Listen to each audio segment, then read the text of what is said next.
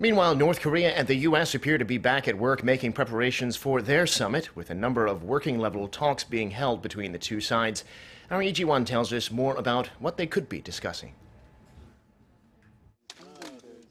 It's the second day of secretive meetings between the U.S. and North Korea on the northern side of Panmunjom.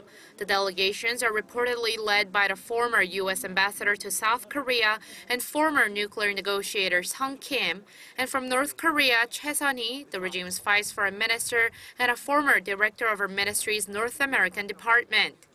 Both are experts in their fields, so it's expected that they'll discuss the agenda and details of the Pyongyang-Washington summit, including North Korea's denuclearization and a security guarantee for the regime. In fact, South Korea's Yonhap News cited a foreign affairs source reporting that the talks will center on how both sides see and define denuclearization. Japan's Kyodo News Agency reported Monday, citing U.S. officials, that Washington is asking Pyongyang to first transfer the 20 nuclear warheads it is believed to have to somewhere outside of its borders as soon as possible. This is in line with what White House National Security Advisor John Bolton said a few weeks ago when he suggested that North Korea's nuclear weapons be dismantled and shipped to Oak Ridge, Tennessee, as was done in his preferred Libya model. But some also say that the talks could depart from the Libya model, Trump having said he would not take that approach and instead focus on his Trump model. This could mean the North counter-proposes that it first give up its intercontinental ballistic missiles, the weapons that would theoretically enable it to strike the U.S.